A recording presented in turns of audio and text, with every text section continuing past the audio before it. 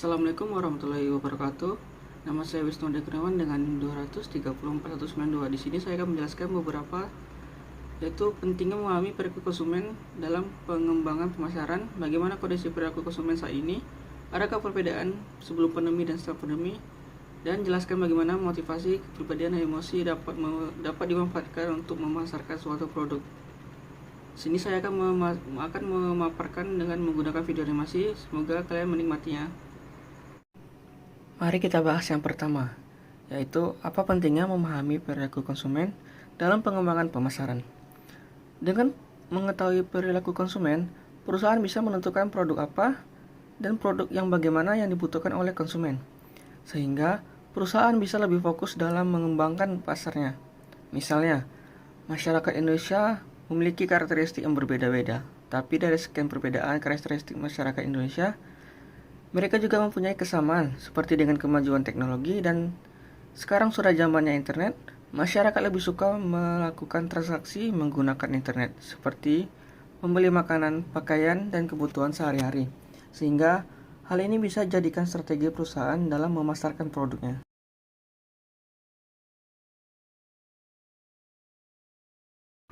Yang kedua, bagaimana kondisi perilaku konsumen saat ini? Adakah perbedaan sebelum pandemi dan setelah pandemi? Menurut saya, ada beberapa perubahan perilaku konsumen setelah dan sebelum pandemi. Yang sebelumnya, konsumen belanja secara offline atau langsung ke toko. Semenjak pandemi yang membatasi kegiatan di luar ruangan, konsumen pindah ke belanja secara online, sehingga kebiasaan tersebut berlanjut ke setelah pandemi. Dan setelah pandemik, kalangan muda semakin meminati everyday pay later untuk mendukung kesehariannya. Menurut data survei Kata Data Insight Center (KIC) mengungkap bahwa milenial menggunakan hampir semua produk keuangan digital seperti dompet digital, bank digital, e-money, hingga pay later. Perubahan yang selanjutnya yaitu generasi Z memimpin pembelian melalui media sosial. E-marketer menemukan bahwa generasi Z lebih cenderung terlibat dalam perdagangan sosial jika dibandingkan dengan generasi yang lebih tua.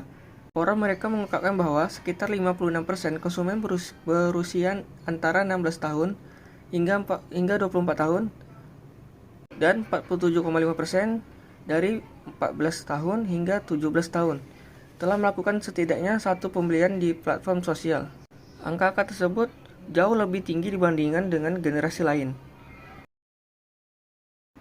Dan pembahasan terakhir yaitu jelaskan juga bagaimana motivasi, kepribadian, dan emosi konsumen dapat dimanfaatkan untuk pemasaran produk maupun jasa.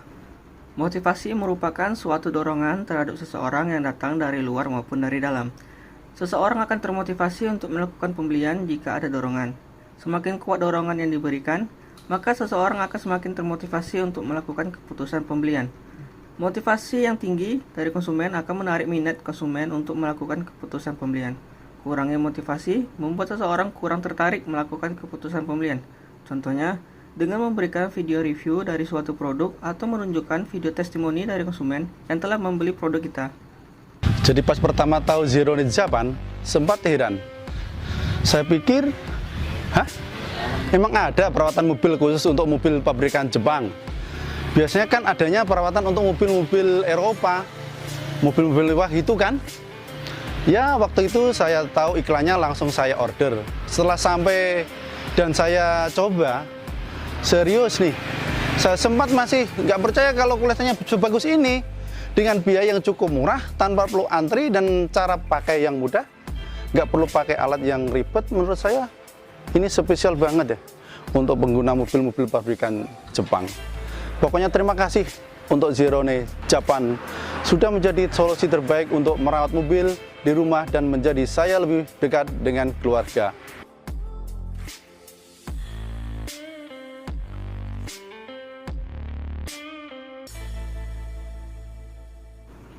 Kepribadian adalah kecenderungan respon karakteristik individu terhadap situasi yang sama. Dalam konteks marketing disebut dengan trait. Trait atau sifat mengasumsi bahwa semua individu memiliki karakteristik individual atau sifat yang berhubungan dengan kecenderungan perilaku. Terdapat beberapa perbedaan yang konsisten dan dapat diukur antara individu dan karakteristiknya. Contohnya, Orang yang memiliki gaya hidup yang hedonisme atau gaya hidup yang mengutamakan kesenangan, mereka cenderung membeli produk yang mewah seperti mobil mewah, tas branded. Maka dari itu, strategi yang bisa digunakan membuat video menampilkan kesan kemewahan dari sebuah produk.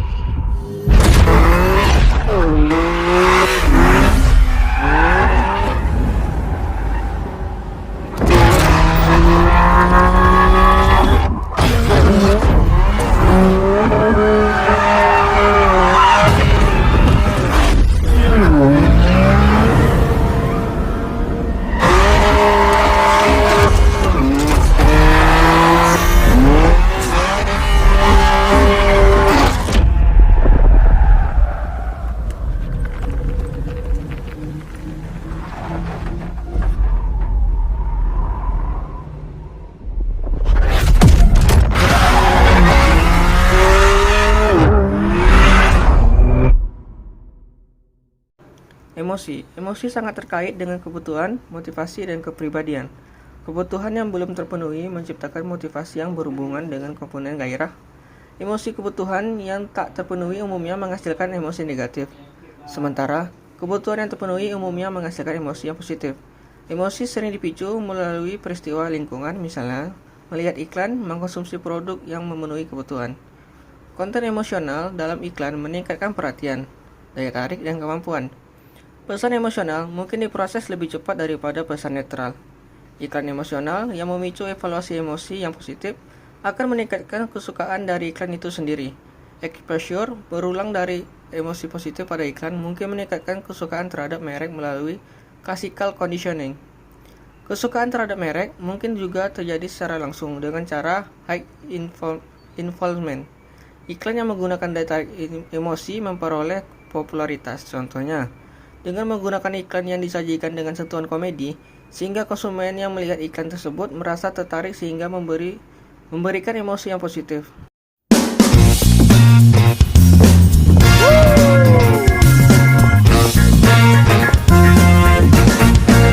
Katanya semua cowok sama aja. Enak aja. Kita beda. Karena samponya beda. Head and Shoulders. Wow! Udah gak cocok, pulang yuk.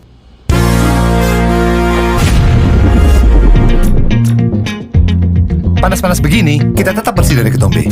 Ya ilah bro, ini ada pintu. Adegannya nggak gitu bro. Alah sama aja, sama-sama lewat. Bro ampun bro.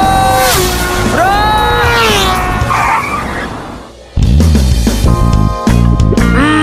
Gak bisa. Sini gue bantuin. Ya. Pakai helm sarang jadi ketombean. Kalau kita sih tetap bersih dari ketombe. Ya iyalah, cowok beda gitu loh. Gimana guys? Aku udah mirip sama Jo Salim belum? Mantap. Bro, Joe Taslim bro. Oh iya. Salim nih, Salim. Nah.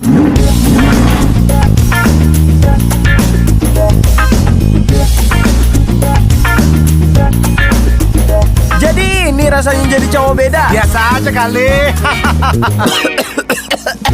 Takut asap dan polusi? Kita sih enggak. Rambut kita tetap bersih dari ketombe. Tapi kalau bisa tetap cool gitu.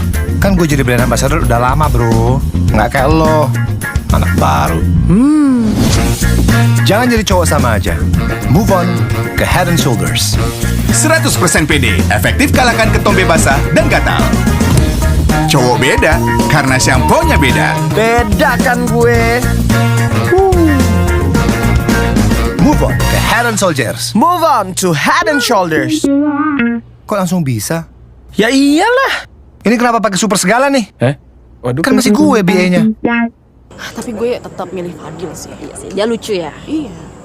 Woi, gue masih di sini, ngomong apa kalian, ha?